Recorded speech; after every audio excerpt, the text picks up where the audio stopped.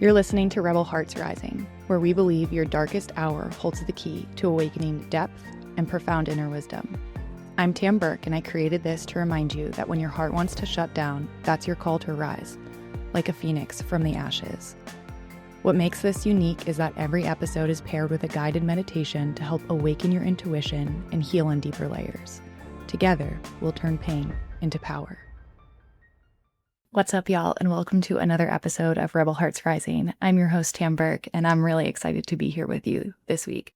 This week is going to be short and incredibly powerful. I want to talk to you about something that I do with every single one of my clients when they sign on with me. I call this the daily minimum requirements. Here's the thing.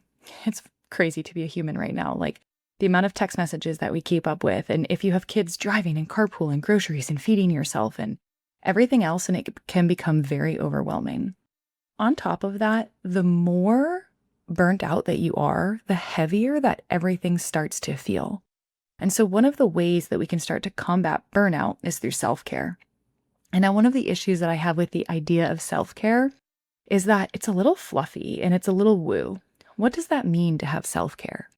And if we don't make this accountable, trackable, and actionable, then we really start to lose our ability to measure our own self-care. And this is why I really love my method, the daily minimum requirements. It is exactly what it sounds like. Every day you have a minimum amount of things that you need to take care of yourself. This is not a maximum. This is literally the minimum that you need to do. And one of the reasons that I use this in my daily life, and myself and my clients love this, is because when things aren't going well, when you're in a bad mood, when inevitably life feels heavy, you can ask yourself, have I met my daily minimum requirements today? Have I met them for the last week and the last month? And often I find that the answer is no within that. So this is going to be a little bit like podcast meets workshop. I'm going to help you set your daily minimum requirements. Here's the thing. We significantly overestimate what we can do in a day, but we underestimate what we can do in a year. And this is why it's so important to stack daily wins. Here's the deal. I would love to learn Spanish every day and take 10,000 steps and go to a workout class and eat 3 healthy meals and drink 120 ounces of water and stretch and make social plans. Like there are so many things that we want to do, but consistency is one of the ways that we build a lot of trust in ourselves. When I say that I'm going to do the things that I'm going to do, I start to trust myself more. So our daily minimum requirements start to become not only about the things that we're doing, but about the commitment to ourselves and therefore the way that I can really start to trust myself. And that self-trust you're going to see play out in improved relationships and improved productivity at work, improved health, happiness, joy. Pretty much your whole life is going to change from this tiny little exercise. So here's what you'll do. Get out a piece of paper and write down all the things you want to do in a day.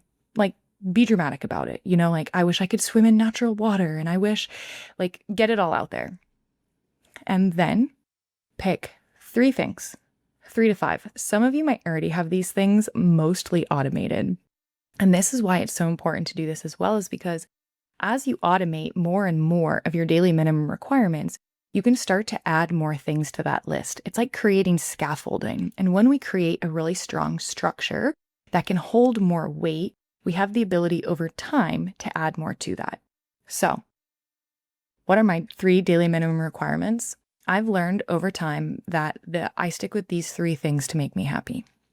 Number 1, I meditate every single day. And here's the thing about daily minimum requirements. Ideally, I like to meditate for 20 minutes a day. Y'all, that just ain't gonna happen every day, truthfully, right? Like sometimes life is too busy or I'm traveling or things are crazy. So we walk back what we wish to do, even though we loosely hold that in our mind, and we come back to reality. So one of the ways that I teach my clients to meditate is to start to take the number of mindful breaths for how old you are. Here's an example. I just turned 35. So that means that I'm going to take 35 breaths. An inhale and an exhale counts as 1. And that is my daily minimum. I also teach meditation in a little bit of a Dr. Seuss style. It doesn't matter if it's a train, a plane, or an automobile. Bet your ass that you're going to do it. And I even do this if I've gone all day and I've forgotten to meditate and I get in bed and I'm like, oh my God, I didn't meditate. you can meditate right then and there.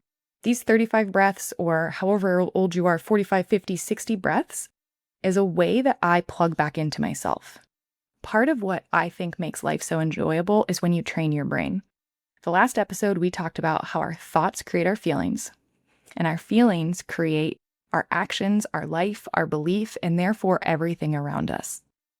And so when you start to train your brain, ultimately what you're doing is you're training yourself to create more awareness.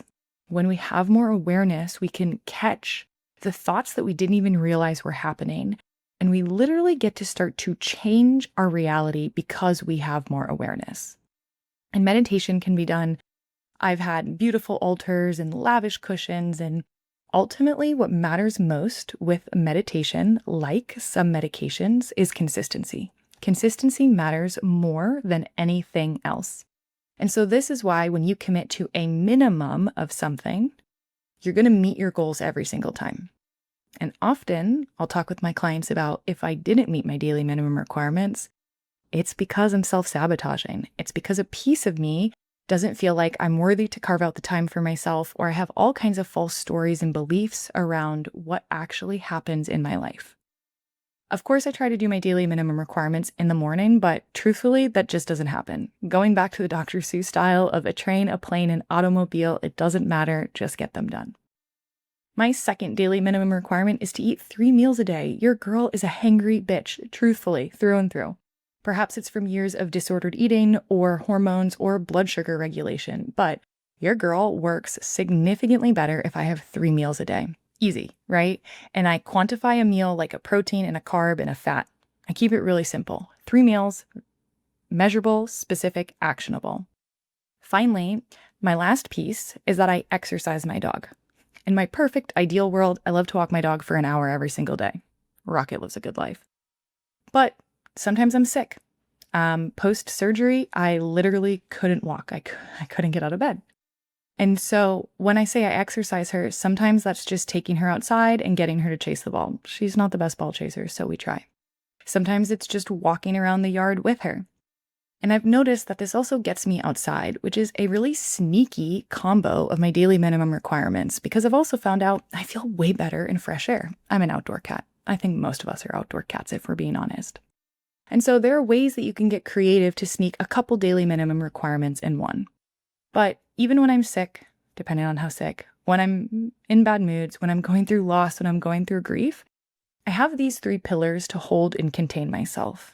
And something that I've learned in being a human is that we really thrive when we are being contained, when we are being held.